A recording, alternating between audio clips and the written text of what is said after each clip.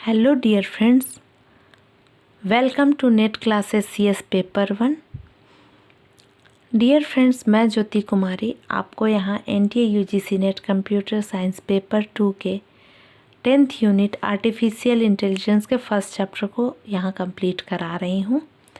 हमने artificial intelligence के lectures में सबसे पहले what is AI, what is Turing test, what is state space representation, what is search in search, what is uninformed search and what is informed search। तो हमने ये चीज़ें पहले कर ली हैं uninformed search तक, और आज हमें पढ़ना है informed search algorithm। इसके पहले मैं 2 लाइन आप लोगों को बता दूं, अगर कोई पहली बार हमारे चैनल पे आया है तो हम यहाँ नेट क्लासेस CS पर आपको पेपर 1 कंप्लीट और कंप्यूटर साइंस का कंप्लीट NTA UGC नेट के लिए लेक्चर प्रोवाइड करा रहे हैं।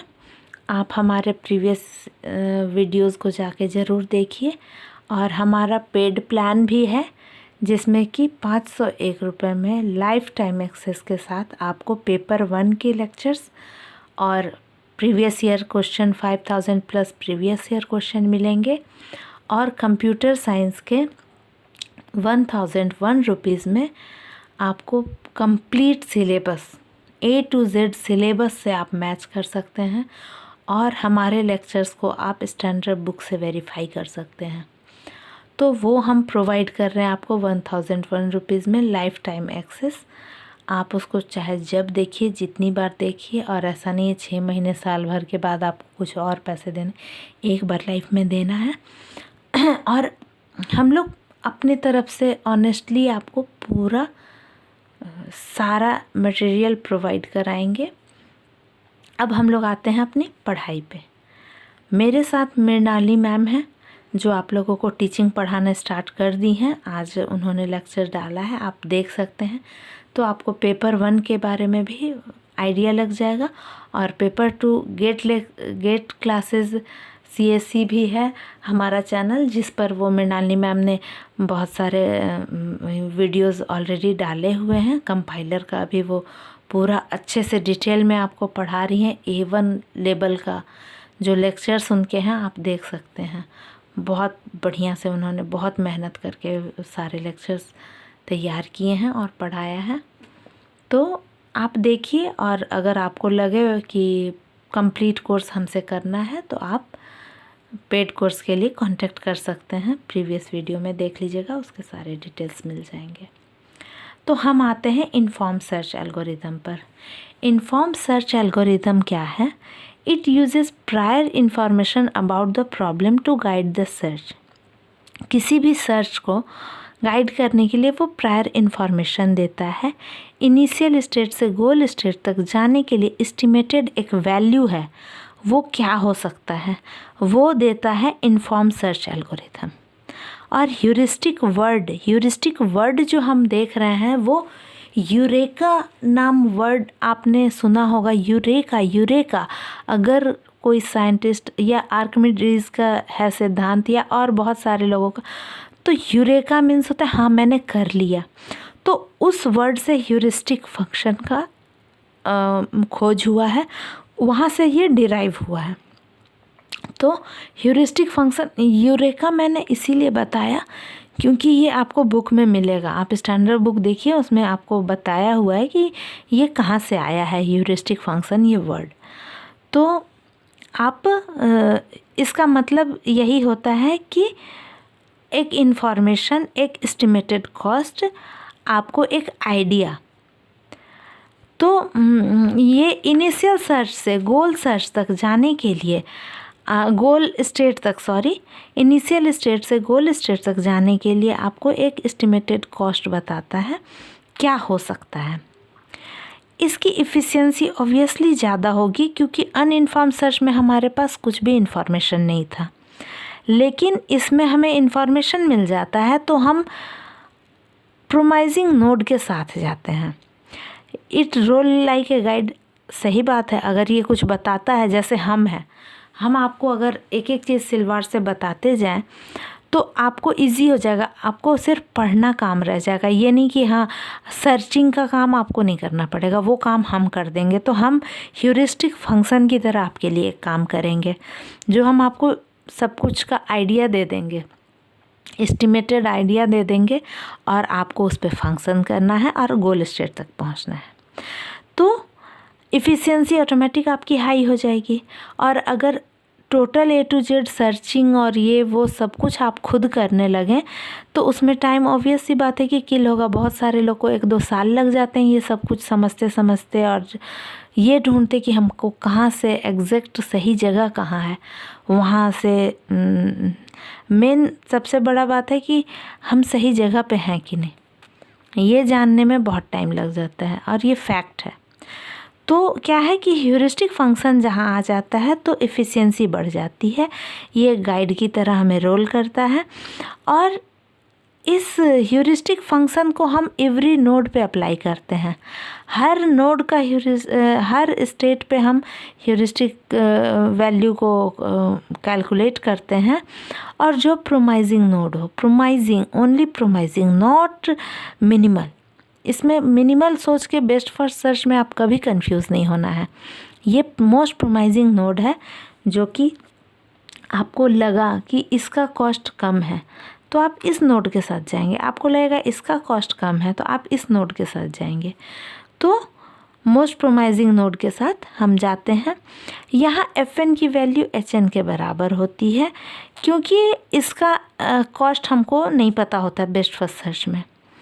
लेकिन हम बेस्ट फर्स्ट सर्च के जब अलग वेरिएशन में आ जाते हैं तब हमें पता चलता है कि हम इसको किस तरह से और यूज़ कर सकते हैं। तो बेस्ट फर्स्ट सर्च में 2 वेरिएशन और आ गए, ग्रीडी बेस्ट फर्स्ट सर्च और A स्टार सर्च एल्गोरिदम। तो जो देखिए एल्गोरिदम, मेथड, ये सब मैं अलग अलग वर्ड यूज़ कर रही हूँ, सबका मतलब एक ही है। ऐसा मत सोचिएगा कि यहाँ मेथड लिखा तो मैंने एल्गोरिदम बोल दिया, एल्गोरिदम लिखा तो मैंने मेथड बोल दिया, इससे कोई फ़र्क नहीं पड़ता है, ऑल आर सिनोनिम्स। तो ग्रीडी बेस्ट फर्स्ट सर्च में क्या है कि H की वैल्यू मिनिमम होगी। अब यहाँ मिनिमम आया, यहाँ मोस्ट प्रोमाइजिंग था, तो H की वैल्यू यहाँ हमेशा मिनिमम होगी। और यहाँ HN की value less than H star N थी या इक्वल थी, लेकिन यहाँ मिनिमम होगी। मिनिमम है और ग्रीडी है, तो ये आप इसको रिलेट कर सकते हैं और आपके दिमाग में ये अच्छे से छप जाएगा कि minimal heuristic value greedy best first search में होती है। और इससे ऐसे क्वेश्चन आते हैं, थ्योरेटिकल क्वेश्चन ऐसे आते हैं, स्टेटमेंट वाले क्वेश्चन आते हैं, और आपको तुरंत आपके दिमाग पे क्लिक होना चाहिए। इसीलिए मैं ये बार बार इसका रिलेशन दिखा रही हूँ और इसको बार बार हाईलाइट कर रही हूँ, बोल रही हूँ, ताकि आपके दिमाग में ये लेक्चर के दौरान ही छप जाए। और फिर क्या है, ये मिनिमल है इसलिए ये क्लोजेस्ट टू दी गोल है। ऑब्वियस सी बात है कि छोटा रास्ता आप लेके जाएंगे तो गोल पे आप ज़्यादा जल्दी पहुंच जाएंगे। टाइम कॉम्प्लेक्सिटी, इसकी टाइम क्या होता है, इसमें टाइम कम लगता है क्योंकि छोटे रास्ते से जा रहे हैं तो टाइम कम लगेगा, सही बात है। Nor optimal neither complete. देखिए एक कहावत है ना कि शॉर्टकट, हर चीज़ का शॉर्टकट नहीं होता है, उसी तरह है ये ग्रीडी बेस्ट फर्स्ट सर्च। चलो शॉर्टकट तो हो गया, टाइम भी कम लग गया, क्लोजेस्ट टू दी गोल भी हो गया, लेकिन ये ऑप्टिमल नहीं है और ये कंप्लीट भी नहीं है। कंप्लीट का क्या मतलब होता है, यहाँ मैंने लिखा गारंटेड सॉल्यूशन। कंप्लीट है यानी कि वो आपको सॉल्यूशन डेफिनेटली देगा, गारंटी है कि वो सॉल्यूशन देगा ही। तो इस ग्रीडी बेस्ट फर्स्ट सर्च में क्या है, गारंटी नहीं है, इसीलिए ये कंप्लीट नहीं है। ऐसा नहीं कि कंप्लीट हम ऐसे ही इस वर्ड का इस्तेमाल कर रहे हैं, इसका मीनिंग है ये कि गारंटेड सॉल्यूशन। तो ये कंप्लीट नहीं है और ये ऑप्टिमल भी नहीं है, क्योंकि हर बार ये बेस्ट सॉल्यूशन दे ये कोई ज़रूरी नहीं है। तो ये इसकी क्वालिटी है, इसको हमें दिमाग में अच्छे से रखना है। उसके बाद क्या है, can minimise the extra traversal of node. हाँ, ये एक्स्ट्रा ट्रैवर्सल से आपको बचा सकता है, क्योंकि मिनिमल पाथ को ये चूज़ करता है, मिनिमल कॉस्ट वाले नोड को ये चूज़ करता है। तो ये ऑटोमेटिक सी बात है कि आपको एक्स्ट्रा ट्रैवर्सल से बचा सकता है। और इसकी time and space complexity order of b⁴m होती है। इसकी टाइम कॉम्प्लेक्सिटी और स्पेस कॉम्प्लेक्सिटी सेम होती है। सेम क्यों होती है? क्योंकि ये मिनिमल वैल्यू जब ले रहा है तो मिनिमल से एक बूंद भी ज़्यादा जो होगा उसको ये लेगा ही नहीं। तो जब मिनिमल ले रहा है तो एक ही फिर पाथ आ रहा है, यानी कि टाइम भी सेम लगेगा, स्पेस भी सेम लगेगा, इसलिए ऑर्डर ऑफ b⁴m हो गया इसका वैल्यू, इसका टाइम एंड स्पेस कॉम्प्लेक्सिटी। अब इसके बाद हम आते हैं A star search algorithm. A star search algorithm में क्या है? Avoid expanding path that are already expensive. अब यहाँ क्या है कि आपको इस पाथ का जो है इसका भी वैल्यू ये बताता है, GN। जैसे यहाँ पे आपको BFS में FN = HN था, यहाँ पे FN = GN + HN है, यानी HN तो है ह्यूरिस्टिक वैल्यू ऑफ नोड की एस्टिमेटेड वैल्यू, कॉस्ट की क्या कॉस्ट आएगा, और ये GN जो है ये इस पाथ को एक नोड से दूसरे नोड पे जाने के लिए इस पाथ का जो हमें कॉस्ट लगता है वो कॉस्ट ये GN बताता है। तो आपको नोड का भी कॉस्ट पता चल रहा है, एस्टिमेटेड कॉस्ट, और पाथ का भी पता चल रहा है। तो आप ये दोनों को जब ऐड करके और फिर अपना रास्ता चुनेंगे तो ऑब्वियस सी बात है कि आपको बेस्ट मिलेगा, क्योंकि आप दोनों को जो दोनों ऐड करने के बाद जो मिनिमल आ रहा है कॉस्ट, आप उस रास्ते पे जा रहे हैं। तो इवैल्यूएशन फंक्शन इसका क्या है? GN + HN। यहाँ FN क्या है? FN है इनिशियल स्टेट से गोल स्टेट तक जाने का मिनिमल जो कॉस्ट होगा वो है। GN क्या है? Cost so for the reach to any node, मतलब कि हम इनिशियल से किसी नोड पे जाते हैं और उसके पाथ के साथ जो है वो पाथ का कॉस्ट जो है वो GN है। और HN क्या है? गोल नोड, N से किसी भी नोड से गोल नोड पर जाने का एस्टिमेटेड कॉस्ट है वो HN है। तो आपको पता चल गया यहाँ कि HN क्या है और GN क्या है। अब आपको मैं ये बता दूँ कि ये H की वैल्यू ये एडमिसिबल है भी कि नहीं है, ह्यूरिस्टिक वैल्यू, क्योंकि अगर ये ज़्यादा हो जाता है, जैसे यहाँ पे देख रहे हैं हम HN > H*n, तो ये H*n से लेस होगा या इक्वल होगा, लेकिन ज़्यादा नहीं हो सकता है।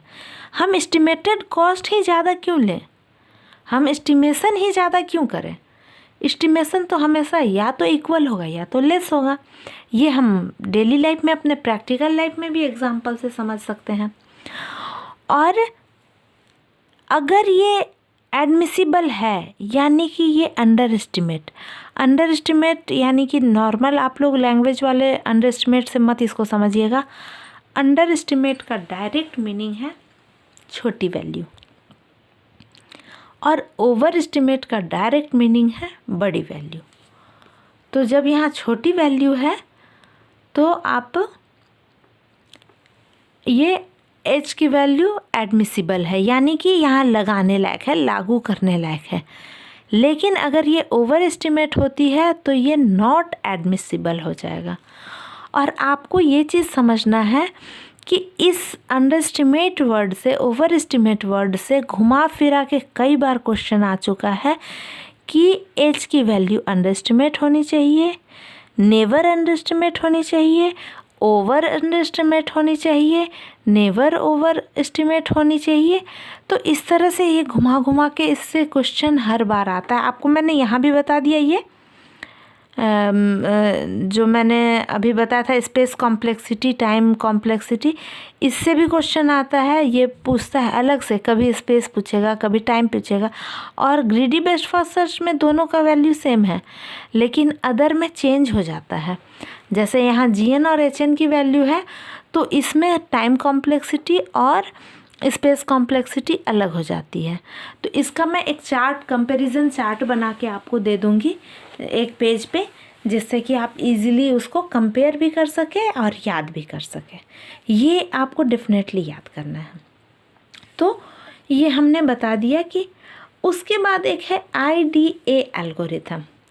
IDA एल्गोरिथम का क्या यूज़ है कि हम इटरेटिव डीपनिंग फर्स्ट सर्च को हमने पढ़ा है डेप्थ फर्स्ट सर्च में। तो डेप्थ फर्स्ट सर्च में हमने इटरेटिव डीपनिंग एल्गोरिथम का यूज़ किया था। एक एक इटरेशन से हम आगे जा रहे थे, एक स्टेप आगे बढ़ रहे थे, लेवल वाइज हम आगे बढ़ते जा रहे थे। तो यहाँ पे आपको iterative deepening A star algorithm में each iteration is a depth first search that keeps track of the cost evaluation। Cost का इवेल्यूशन F=G+H, उसका इवेल्यूशन वो करता है ऑफ ईच नोड जनरेटर, जो भी नोड जनरेट होगा, क्योंकि यहाँ तो इटरेट कर रहा है, नया नोड जनरेट हो रहा है, तो F=G+H ये सबका चेक करेगा।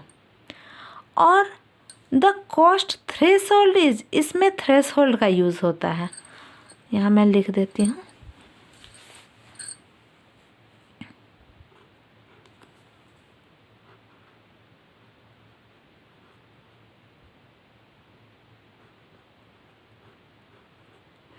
IDA में हम थ्रेशोल्ड का यूज़ करते हैं।